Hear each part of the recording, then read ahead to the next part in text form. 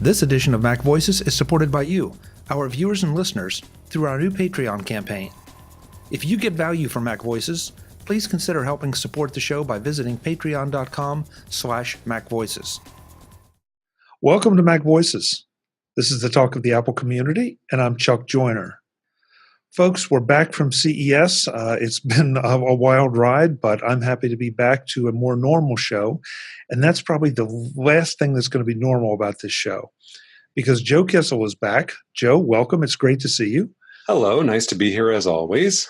Yes, after trials and tribulations of your own. We are playing catch-up on a number of updates to Joe's Take Control books. And when I say a number, I mean a number. What is that number, Chuck? Well, is that a number higher than you can count on one hand? Yes, actually it is. Six updates. So let me see if I can get through them all. So it's take control of maintaining your Mac, take control of backing up your Mac, take control of troubleshooting your Mac, take control of speeding up your Mac, take control of iCloud, and take control of mail. That's right. So just those six, but give me time and I'll get you some more. Oh, good. Only six, Joe. Only six.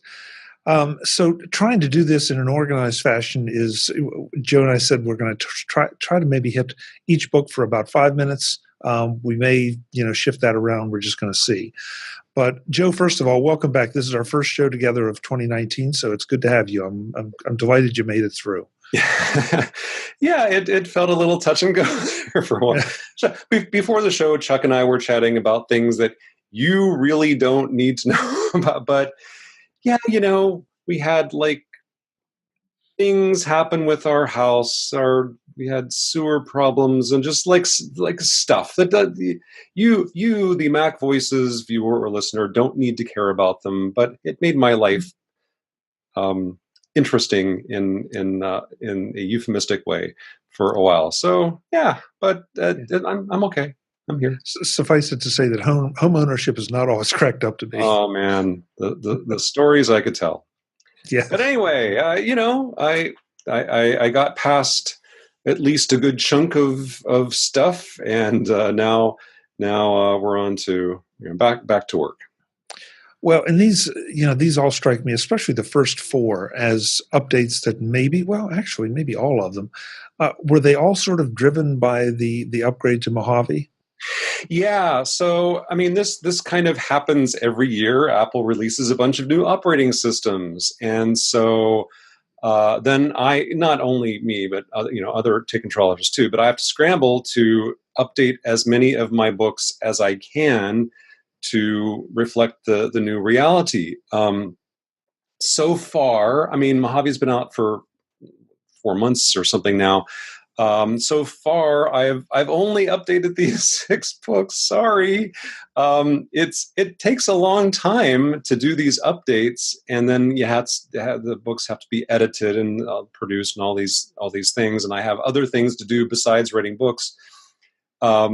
It's kind of like people write in and say, "Why can't you just keep all your books updated all the time?" And I'd love to. Really, I would. But then I would do literally nothing else except update books, and I do have other things I have to do. So on the one hand, yes, Apple updates their software. We have to update our books to match it. Sometimes we fall behind. Sometimes we decide, we're really not going to update that book this year or maybe ever again. Other times. One of the interesting things about these particular 6 books is that in a normal year, the updates to Mac OS and to iOS would affect all of these books in such a big way that they would get dramatic new additions, that they would be big updates, new chapters, rewrite vast portions of it, and then, of course, we'll charge an upgrade fee for these. Fortunately, in terms of time, and unfortunately, in terms of income, Apple didn't change that much in Mojave and iOS 12 that affects these 6 books. They changed enough that the books really did need to be updated, but they didn't change so much that we had to totally revamp them and make them into new editions. So I'm glad that I didn't have to spend more time on them. I'm sad that I can't ask people for more money for them, because this is how I earn my living. But the good news is that people who had the just previous versions of any of these 6 books will have gotten the new versions for free. And then if you had an older version, of course, we'll invite you to pay for them. And if you didn't have them at all, then we'll take even more of your money. But as you know, so yes, to answer your question, yes, it was Mojave that mainly drove all these things, and to a lesser extent iOS 12.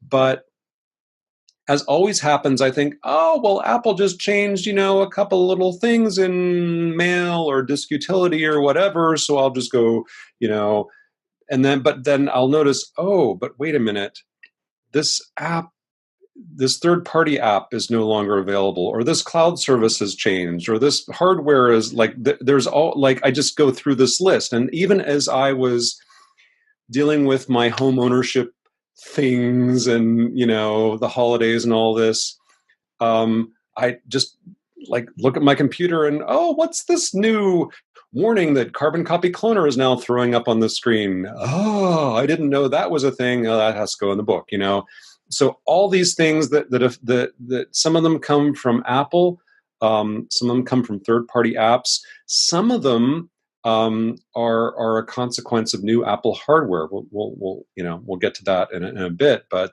there are some things that only happen on certain newer Macs, and so as a result, I just didn't happen to notice them until recently. But we're doing our best to stay on top of things.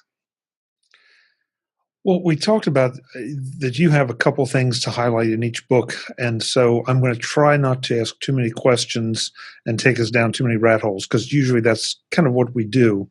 Isn't that what makes it all so fun? That's what your viewers want. They want the rabbit holes, right? Oh yeah, absolutely. But the trouble is that's 6 different rabbit holes, and I'm not. I know. I think they all kind of interconnect underground. I hope they do anyway. Yeah. Yes. Like sewer pipes. No, I'm sorry. I shouldn't. No, don't start. No. So let's start at the top of the list that you gave me, maintaining your Mac. All right. This is probably something that everybody should pay a little bit of attention to. Absolutely. So when we talk about maintaining, we're talking about preventive maintenance. We're talking about stopping problems before they start, and doing things, like you maintain your house, you clean, you sort, you organize, you say, oh, well, that thing looks like it might be wearing out. I better replace it before it totally breaks. So part of maintaining is noticing things that are almost wrong, or about to go wrong, or starting to go wrong, and nipping these problems in the bud. So as we've talked about in previous years, my maintaining your MacBook is, first do some cleanup stuff. Do some, if you haven't done spring cleaning in your house for the last, I'm going to call it 6 years, then when you decide, well, today is the day, there are some things that you should do, some cleanup stuff that you should do. And then once you've done that, you want to, with your Mac, of course, you want to get yourself on a regular regimen, some things you do every day, some things you do every week, every month, every year. And as long as you keep up with this pattern, those individual tasks, those lists of things to do every day, every week, and every month can be really, really short, really, really easy. But you have to start on the right foot, and then keep to those resolutions. So in the world of maintaining your Mac, I think this is probably the book that had the fewest changes. There are some things like in Mojave, the way software updates work is a bit different. So you still have the App Store, and that's for Apple apps and third-party stuff. But then you have the software update pane of system preferences. And that's where you can set the automatic updates, but that's also the place you go for updates to macOS itself. And so that's different. It used to be that the App Store would also give you updates to Mac OS. That doesn't happen anymore. That happens in this software update pane. And as it turns out, I didn't even know this until like 10 minutes ago. The software update pane not only gives you updates to Mac OS, but also certain things that you might have installed, for example, if you're part of Apple's developer program. So I have installed the Safari, what do they call it, technology preview. So it's the developer's preview of like a future version of Safari. And I just learned today that that is also updated in the software update pane of system preferences in Mojave. So I talk about that. One of the utilities that I mentioned favorably that a lot of people use to uninstall software, to delete things that ought to be deleted and clean up things that need cleaning up is called Clean My Mac. And that has undergone a pretty major update. That has some new features, some new interface stuff. I talk about that. And I also just want to say, in most of my books, when I've talked about malware, I've generally said, Mac users don't need to worry about it that much. Certainly not as much as Windows users. And if you just, if you're smart and you don't click bad links, you don't go to those wrong places on the internet, and et cetera, most Mac users can kind of do without anti-malware software. And I just want to say that, the malware authors of the world they've been paying more attention to Macs recently. So yay, somebody's paying attention to us. Is that good? I don't know. But they've been keeping busy. And Mac malware is getting a little bit more serious than it used to be. And so I'm kind of toning down my statements about anti-malware software. Also, at the same time, anti-malware software is getting better, and it's less irritating and less of a performance drain than it used to be. So I'm starting to ease into that. Maybe we should start thinking about more of us just going ahead and installing that stuff. And then another place where movement is occurring both within Apple and in the outside world is in browser extensions, particularly those dealing with ad blocking. So many of us really hate ads and other kinds of tracking because it's a privacy issue. When you browse the web, and there are extensions that will help you with these things. In Safari 12, that is part of Mojave and also available for High Sierra, Apple has made some major changes to how extensions are allowed to work and what kinds of things they can and can't do and how you can install them and so forth. So if you want to use an extension like that, there are now new instructions to follow, and I talk about those. Those are the highlights from maintaining your Mac. Okay, so I'm going to ask just two questions. Sure. I feel obligated. First of all, on the malware side, Mm-hmm. Do you make recommendations about malware utilities that you prefer, or is it just one of those things that you need to start paying attention, and there are a few options out there? It's tricky because people who study malware and anti-malware software for a living will periodically do tests, head-to-head comparisons of all these different apps and throw some real malware at it. And they'll say, well, in this particular test, none of them caught this, and two of them caught this, and all of them caught that. The problem with all anti-malware apps is that no matter what test you throw at them, you say, okay, I'm going to put some malware on my computer. I'm going to run this program and see if it finds it.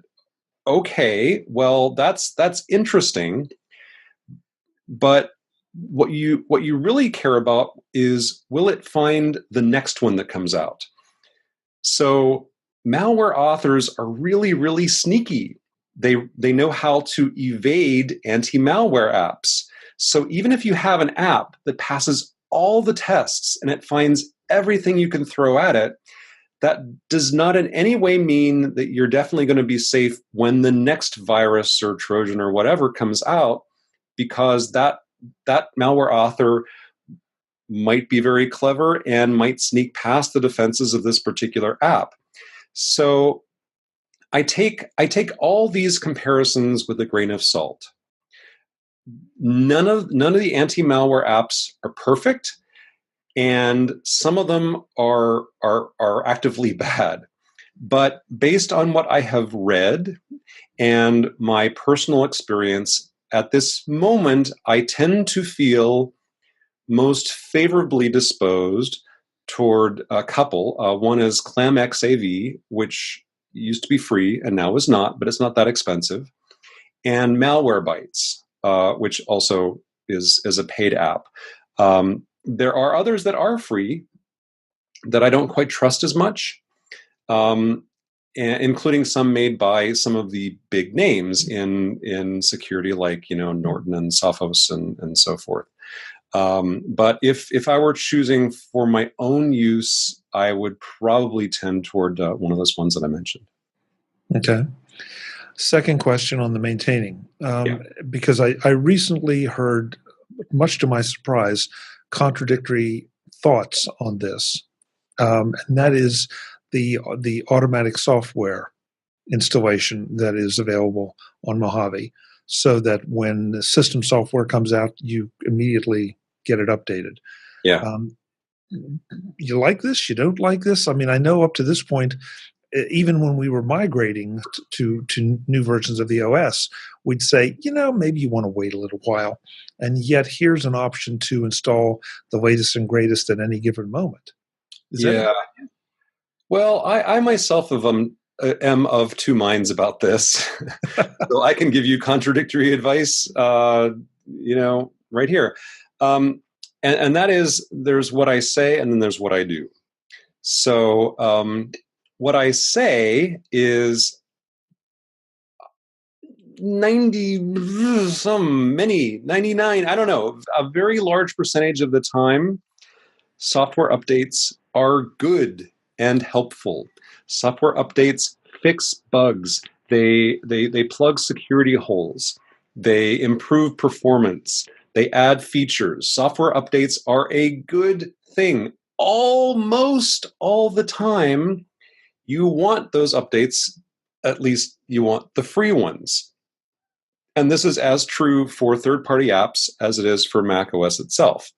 There have been a tiny handful of cases in which a software update comes out, even from Apple, and the update has a bug and that really breaks something, and a lot of people are sad. They're sad for about 2 or 3 days, and then Apple fixes it, and then they're not sad anymore. So you have this decision to make. An update has come out. Do I install it manually immediately? Do I allow the system to install it automatically? Or do I say, any update that comes out, I'm going to wait because you never know? So what I actually do is install everything immediately. Then again, I have brilliant backups, and also I'm pretty geeky, so I know how to solve problems that might come up or revert to an old version or whatever. What I say in my books is that for most people, probably the best compromise is to go ahead and install app updates and security updates immediately. But when you have an update to macOS 10.14.4 or some pretty big system update, you want to be notified about it. You want to know that it is available, but you might want to wait a couple of days and just poke around, see if there are any major problems with it before you install it. Now, you can extend that however far you want. You could say, I'm going to follow the 2-day rule or the 3-day rule for every single app. After all, what's going to go wrong? I've had this bug, I've had this problem, how much worse could it be if I wait another couple days to upgrade? My own tolerance for bugs and misbehavior is very, very small. I want everything fixed immediately. So in my personal judgment, the advantages of fixing bugs and patching security problems faster outweighs the tiny but non-zero chance that an update will break something. Okay. I just had to ask because Yeah. I've am one that I still like to practice the 1 or 2 day rule, just because I'm always on Twitter or looking at the Mac web, and so if things are popping up, I'm going to know about them. But if you're not paying all that kind of attention, you might want to just practice a 2 or 3 day rule. Now there I should say. There are going to be situations in which even a regular updater like me would say, I'm going to hold off on this a little bit. For example, when Mojave came out, I updated one of my Macs, long before it was released. But the other Mac, I waited till a couple months after, which is very, very unusual for me. But the reason for that is that this Mac is one that I was using to make our books. And there are so many different software tools that I had installed, and I'm like, I cannot afford to lose even half a day. If something goes wrong during this upgrade, it will just ruin my business. So I decided strategically on one of the machines to pause. Now, in a few months, September, whenever 10.15 comes out, we're going to have a totally different conversation about upgrading, because with 10.15, a lot of apps are going to break. All the 32-bit apps are not going to work anymore. And that is going to, we've been through this before, we've been through apps that worked on PowerPC, but not on Intel. We've been, a number of different occasions where Apple changes something big and then some apps don't survive. Well, that's going to happen again. And so that's going to be a time where I say, let's do some soul searching and some disk searching and do this very, very deliberately and carefully, because you might be surprised what apps you depend on that haven't made or won't make that leap. Yeah, agreed. I don't think we stuck to our 5 minutes on maintaining. Possibly not. Yeah, well, it was at least partially my fault. Okay, so backing up your Mac. Yeah, this was one of the meteor updates of these Really? of these 6, and again, this is one of those things where I didn't expect that there was going to be that much to say. I mean, Time Machine didn't really change in Mojave, and not a whole lot changed appeared to change on the system level. But I'll tell you what I did find. One of the things I found was that there are special things you need to know if you have a Mac with a T2 security chip. That includes the iMac Pro and all of the everything released in late 2018. So the MacBook Pro, the MacBook, the MacBook Air, and the Mac Mini. All the 2018 models of those, plus the iMac Pro, and surely more Macs in the future have this new T2 chip. And this chip has some implications when it comes to backups. One of those has to do with bootable duplicates. So if you make a complete copy of your hard drive onto, or your SSD in this case, onto an external hard drive or an external SSD, plug it into your Thunderbolt 3 port, your USB-C port, whatever, and you hold down the Option key. Now I'm going to boot up from my duplicate, right?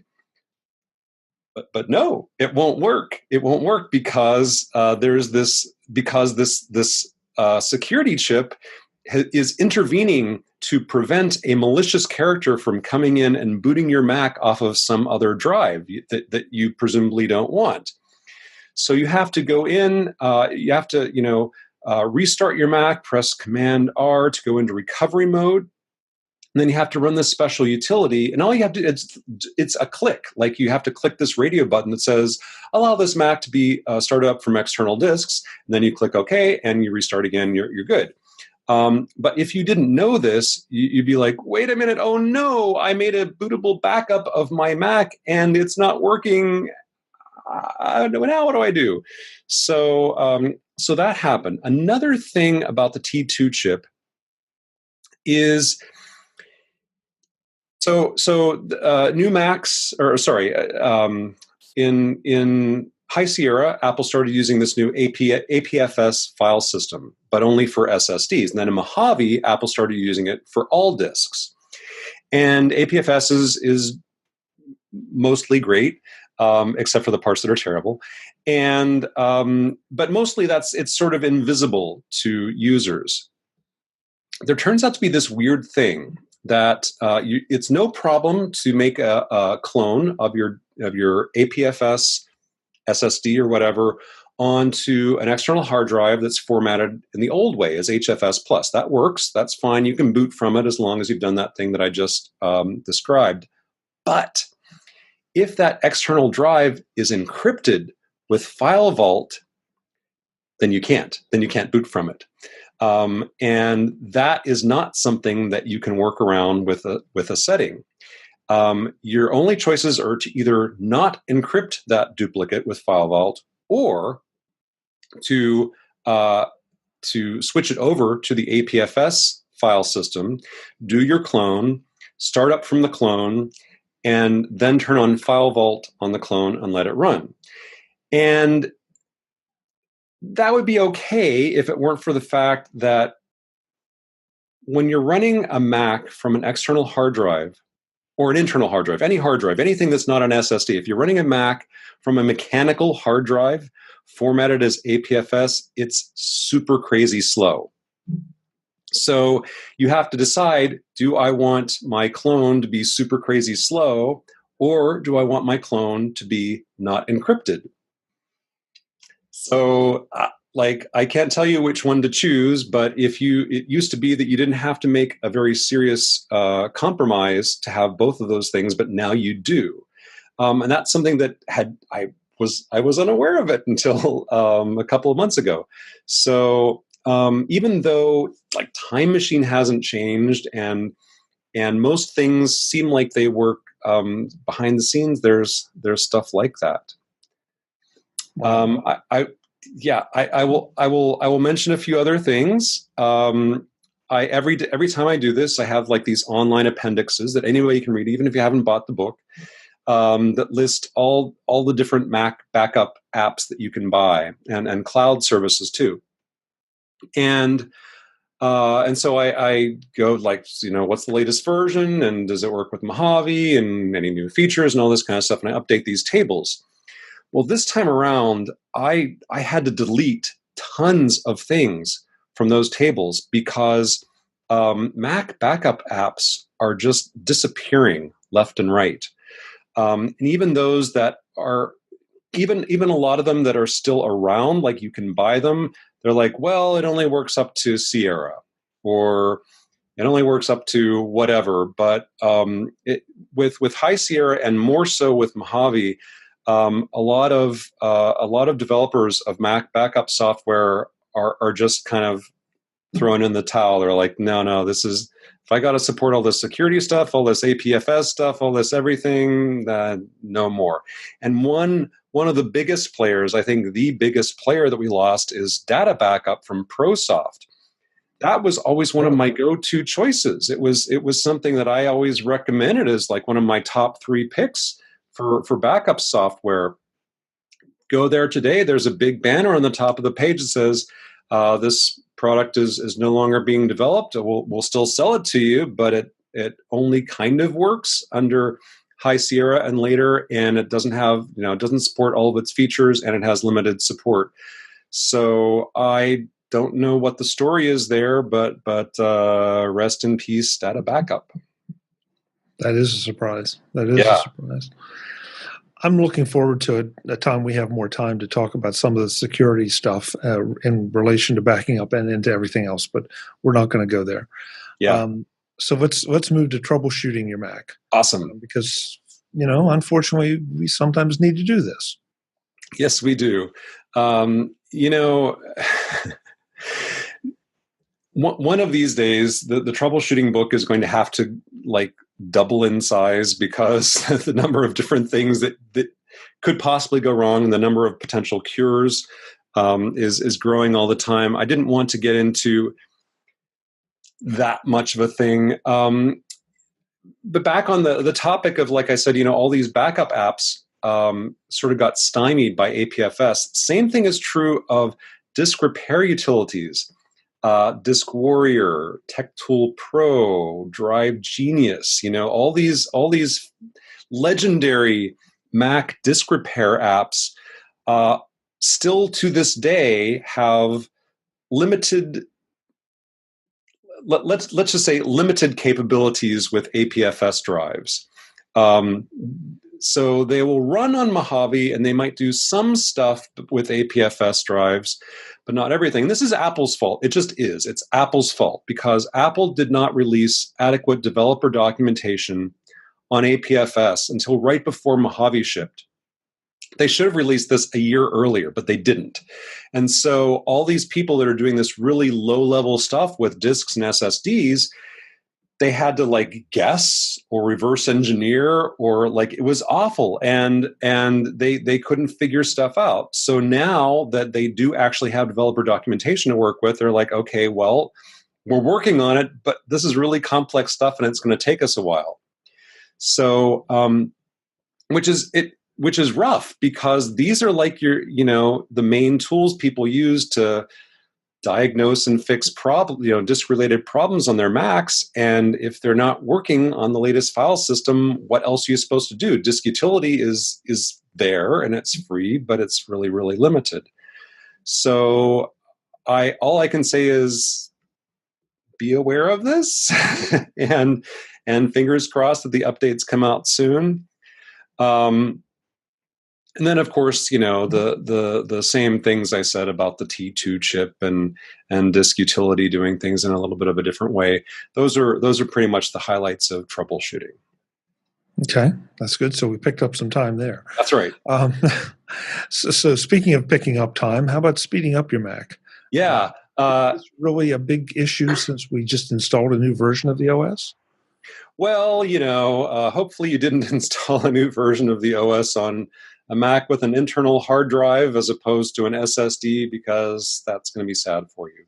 And there's really nothing I can do. Like I say, go buy an SSD. Really, that is the only, or downgrade to High Sierra. There is no other advice I can give you for that problem. I'm really sorry. So in the Speeding Up Your Mac book, of course, I do mention the APFS thing.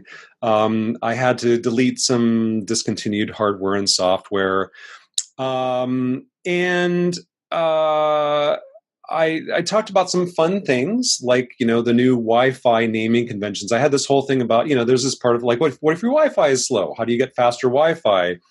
So I had this big, long discussion about 802.11b and G and N and AC and all, and so happy news that the Wi-Fi powers that be are now going to say, well, it's just going to be Wi-Fi 4 and 5 and 6. We're just going to use numbers, okay? Let's get rid of all that 802.11 some letters thing. Let's just call it Wi-Fi 6. That's great. Thank you for that. You will simplify this book in future editions. Also, there's a new thing that you might want to do to speed up your DNS. So as you're browsing the web or doing email or whatever, every time you connect to a site, the first thing your Mac has to do is look up its address. And your ISP will, of course, provide a DNS server for this purpose. Often, your ISP's DNS server is really slow, which means that before your Mac can even request that web page or whatever, it's waiting for your ISP to tell you what its address is. And so in the past, I've recommended some services that provide faster DNS, but within the last year, since the last version of this book, a new one has popped up. That's 1.1.1.1, which is not only the name of the service, and the address you use, but it's also its URL on the web. So you can just go to 1.1.1.1 in your browser, and you'll see this website for this free and really, really fast and also private, secure DNS service. So just by entering those numbers in the right place in system preferences, you can speed up a lot of things that happen with your Mac connecting to the internet. So there you go. Okay, I can't let that one go. So if it's free, if it's better privacy, how are they doing that, and how is it going to be sustainable? That's it. Always sounds good, but That's right. never work out. So, do you feel like this is a long-term solution, or is it something just to take advantage of while they can keep the lights on? So this is I'm reading off their webpage now. It is a partnership between Cloudflare, which is a CDN, a content delivery network that is very widely used by businesses, and AppNic, which is a nonprofit organization managing IP address allocation for the Asia, Pacific, and Oceania regions. So Cloudflare is doing this to draw attention to themselves for their CDN business. And AppNic is a nonprofit, and so they're doing it to be virtuous. That's my take on it. Now, there might also be like a special, enterprise version that you have to pay for. I'm not actually sure about that. But there are actually, it's crazy to think that some people on the internet actually do things just because they're the right thing to do. So one day, not today, maybe we'll have a whole discussion about Let's Encrypt. So are you familiar with this? Okay. So for those who aren't familiar with it, you may have noticed in the last couple of years, more and more websites are going from HTTP something to HTTPS something. So you get the little lock in your lock icon in your address bar, and so that means that the connection between your browser and the server is encrypted. It's been possible to do this for many years, but a lot of people who run websites like me didn't do it because the certificates that you had to get in order to do this were super crazy expensive, and then you have to renew them every year. Then this nonprofit organization called Let's Encrypt came along and said, you know what? We think that's really important for the safety of the internet and for online security to come up with a free way of doing this. And we're going to solicit, whatever sponsorships and do fundraising and do all these things. But basically there's now a way that anybody in the world can do this thing for free that used to be super expensive. So everybody's like, oh, well, if it's free, I'm in. So I immediately converted all of my websites to HTTPS. And basically everybody I know did. So one of the things we do every time we update a book is we check all the URLs, make sure they still work. And I have a little script that checks if a URL works, but it switches to HTTPS automatically, let me know so that I can update it to HTTPS in the book, so it doesn't have to do this extra hop. And in these books, that happened dozens and dozens of times, all just within the last year and a month or so. Many of the sites that I talk about in this book have thanks to Let's Encrypt, upgraded to secure web browsing. So I could not be happier about that. Okay, we'll have to explore that definitely at a future date in more detail. Which I will not talk about at all today. I certainly will not spend the last 3 minutes about that because we appreciate the preview. That's just a preview of a coming show, coming soon to a website near you.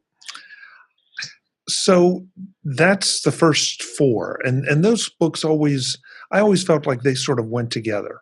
We got through those. So now we jump off into two separate sort of standalone topics, and one which you and I are going to have some offline conversations about is iCloud. Yeah, because I feel like iCloud is so much better than it used to be, and I still remember those painful times. Am I just being overly paranoid? No, you're certainly not alone. as with the other books we talked about, I was surprised and partly relieved, partly sad that not that much has changed with iCloud in the last year or so. Certainly not enough that I needed to do a major new edition of the book. Just some small updates. One of the things that has changed, though, as you point out, is that it has sucked less. Like it has been more reliable, and the problem with that is that it's not like, I mean, you don't notice it. You have to stop and think, no, wait a minute. It used to be that I always had these syncing errors or whatever the thing is. I don't think I've had so many of them recently, or I don't think I've had any in a while. And so it's hard to notice the absence of something. The absence of something bad isn't as noticeable as the presence of a new thing. And Apple hasn't been adding flashy new features to iCloud, but they have been working to make it suck less. So yay, good for them. That's what they should be doing. I was kind of sad to see one feature go away. That's Back to My Mac. I might have been one of only 5 people that use this, but I did use it, and now I can't. So that went away. For those who don't know or don't remember or really don't care, it's just Back to My Mac was a way to let your Macs talk to each other, even if they're on different networks, and you don't have to figure out, like, well, what is its IP address, and is there NAT or more than one layer in NAT, or how do I get the two Macs to communicate with each other? Back to My Mac was a feature that, when it was working well, just figured that out for you. Now, the problem, of course, was that it didn't always work so well. And apparently, Apple decided that if iCloud is going to just work, we need to ditch features that even we can't make work.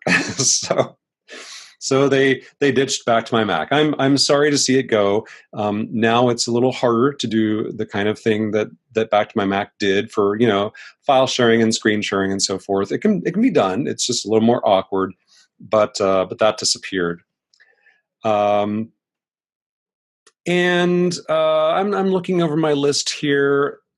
Another thing that was added was the iCloud sync for iMessage, for SMS and iMessage messages, which only kind of sort of worked before, but now it really works. Now you can see your entire history of all of your iMessage conversations on all of your devices. And I won't say it's 100% perfect, but it's close. It's really, really good. And that's a very useful thing. I am glad that Apple did that. That isn't interesting. Yeah, there was some confusion about what happens if you. The feature. Sorry. There's this feature in iCloud where you can sync your desktop folder and your documents folder amongst multiple Macs. You sync them up to the cloud, they sync to other Macs. And I will just say that I hate this feature and I don't use it myself, but some people like it and some people use it. So, there's always been some weirdness about how this exactly works and what exactly the steps are you need to follow it if you're going to enable this on multiple Macs. And then what exactly happens if you disable it on one or more Macs. And so I went into a lot more detail about exactly how that works and what steps you need to follow to enable it or disable it to achieve some level of happiness. And there are a few new apps that now sync to your Mac via iCloud. News, stocks, home, and voice memos apps. These were all already on iOS. Now they're on Mojave 2. And if you use any of them, the data will sync automagically over iCloud. And that's pretty much all that's new in iCloud in the last, all that's worth talking about in the last year or so. Yeah. The syncing thing, I'm going to look forward to reading that, just because you and I have talked about the syncing concept, not just in relation to iCloud, but in relation to a lot of things. And syncing is hard. I It mean, really syncing is is. hard, and you have to understand, because you end up, well, in the old days on some programs, you end up with quote unquote conflicted copies. And okay, that's lovely. Now what do I do with those? So syncing is a wonderful idea, but you better darn well be certain that you know what's going on. So Yep. okay, so we saved the one of your favorites for the last. Take control of Apple. Can I just complain for a minute about Apple Mail? If you feel you need time on the couch, go for it. Well, doctor, it all started when I Yes, was a child. yes. If it hurts, Look, Joe, don't do that. I've got an iMac Pro. All right, it's got a lot of RAM. It's got a fast SSD. It's got all these cores. All right, it's a beefy machine, and I will do something like reply to a message in Apple Mail, and I'll wait maybe 10 seconds for a window to open. I will search in Apple Mail, and it takes frickin' forever. I do the most innocent thing like deleting a message and error message, and a recovered messages folder has appeared, and this message that I was trying to delete showed up in this folder. And it, like, I don't know what's going on with Apple Mail, but it used to be like a really good, competent email program. But even on super fast hardware, even when somebody who really knows how to use it and has done all those things you're supposed to do to, optimize searching and to do rules and smart mailboxes the right way, I knew all the things, right? I wrote the frickin' book on it. Even then, the performance and the bugginess, like the performance has gone way down, the bugginess has gone way up. And it's just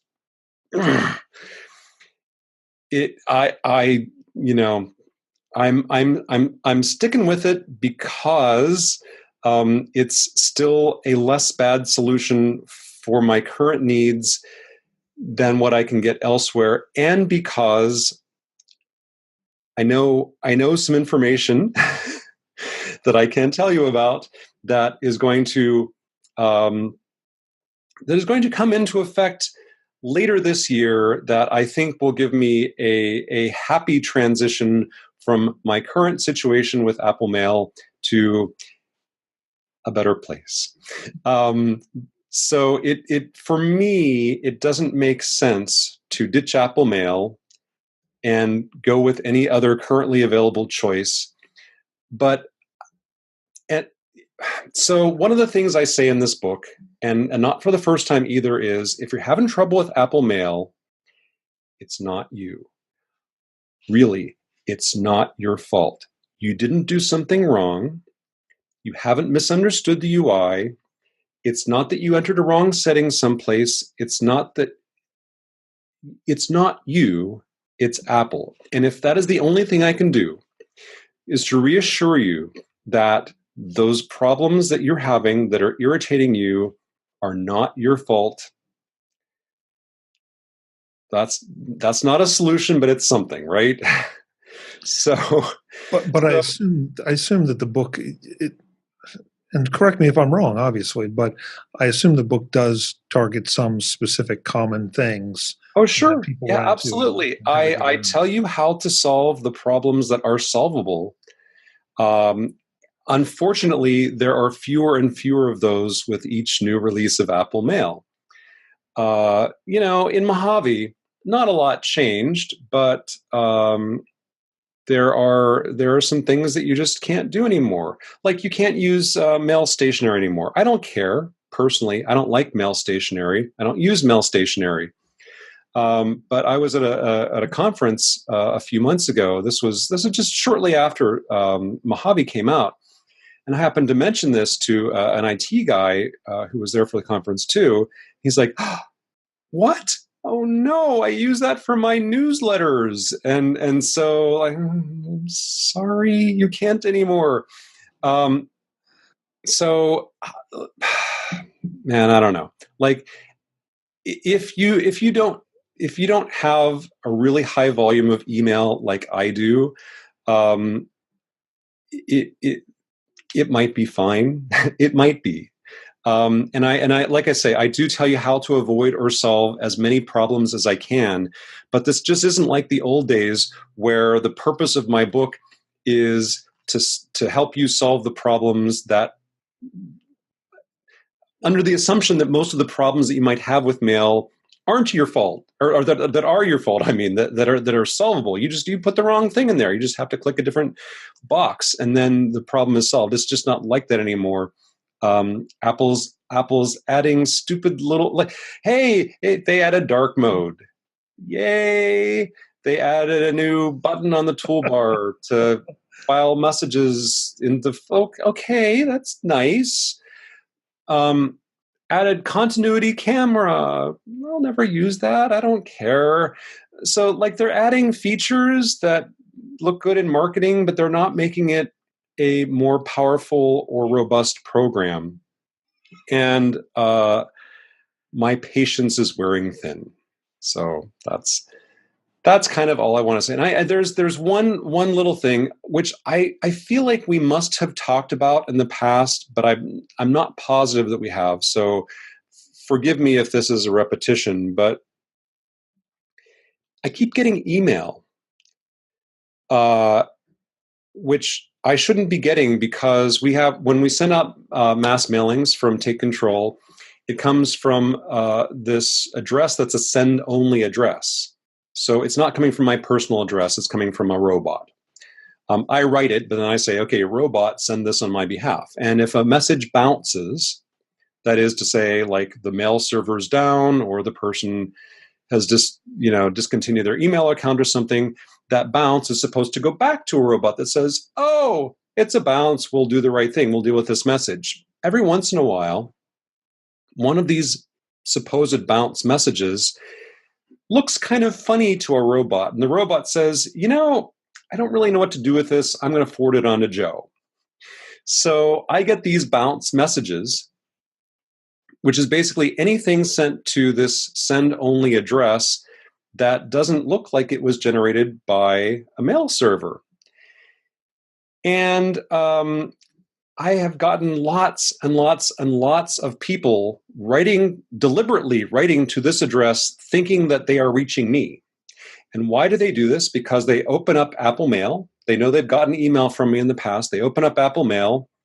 They go into the address field. They start typing Joe Kissell. And what does it do? It fills in this address. It fills in the wrong address. It fills in the robot's address, not my address. Why does it do this? Because when I send out these email messages, the from address is the robot's address, but the reply to address is my real address. So if somebody actually hit the reply button while they're reading one of these messages, that would do the right thing. That would go directly to me. But if they don't do that, if they just say, I'm just going to compose a message and I'm going to use the autofill feature in Apple Mail to fill in whatever Joe Kissell's email address is, it uses the wrong one. So here's what's going on. When Apple Mail marks a message as spam, as junk, and you say, no, it's not junk, unmark that. Okay, so take away the junkness. What Apple Mail does to ensure that no future messages will be marked from that person will be marked as junk is to add the sender, not the reply to address, but the sender, to the previous recipients list. So you can go into Mail, go to the window menu, and there's a thing on there that says previous recipients. And this is supposed to be a list of everyone you have sent mail to. And it's useful because when you are sending somebody an email that you've sent this person an email before, it's nice to have mail remember who you emailed before so it can start filling in that address for you. But Apple does the wrong thing by adding to the previous recipients list people who were not previous recipients of email from you. It is overloading this feature to also use it as a whitelist for messages that were incorrectly marked as spam, and you said, no, that's not spam. And so Apple Mail adds those from addresses to the previous recipients list,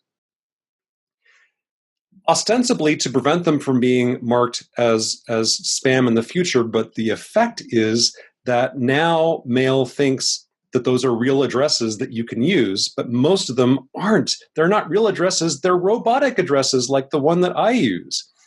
And so I keep getting email that is sent to our bounce address that looks like it should be a bounce because Apple Mail has this really, really bad wrong feature in it.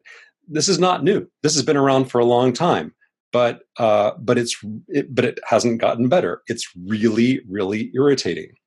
So anyway, I complain about this in the book. That's something that I haven't talked about before, but now I do. Do you feel better, Joe? I feel a little better. I would feel better still if Apple Mail didn't do such a stupid thing, but I do have to get things off my chest from time to time. Absolutely. Yeah, I appreciate. I'm sorry we had to cut the discussion short on some of these books, but I definitely wanted to get. It's already pretty long. Yeah, well, but it's because it's so much good information, and these are books that are all absolutely worth checking out, especially if you've upgraded to Mojave and need some of the upgraded information. But speaking of upgraded information, Joe, yes. And we're not going to go through all the pricing of each book, but how are you handling upgrades to these books at this point? Yeah, so the books all cost $14.99 if you're buying them new. If you had an earlier version, then depending on how long ago you bought the earlier version, you might have gotten a free update, or it might be like a $5 upgrade. But what we're telling people who have any of the 4 books, the Backing Up, Maintaining, Troubleshooting, or Speeding Up Your Mac, if you have any older version, farther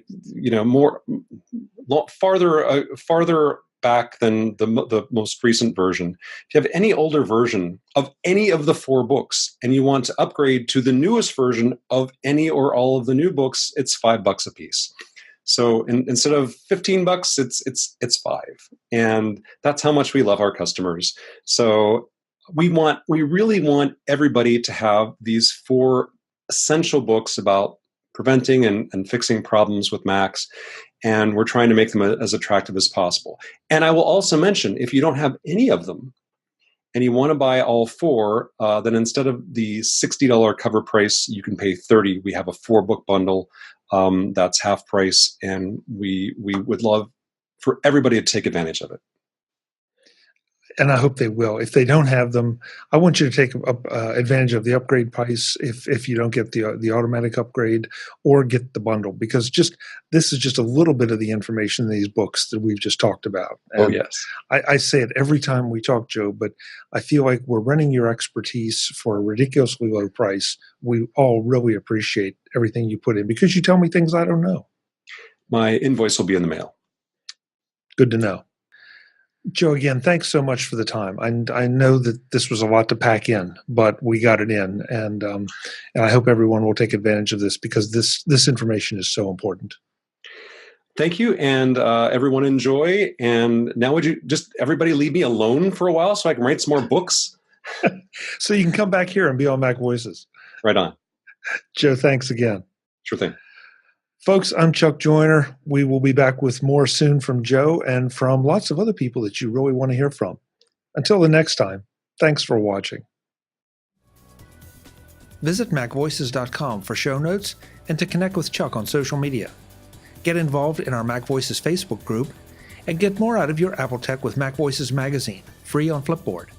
And if you find value in it all, consider supporting us at patreon.com/MacVoices and join these folks who help keep MacVoices coming to you. Advertising handled by Backbeat Media at backbeatmedia.com. Bandwidth provided by CacheFly at cachefly.com.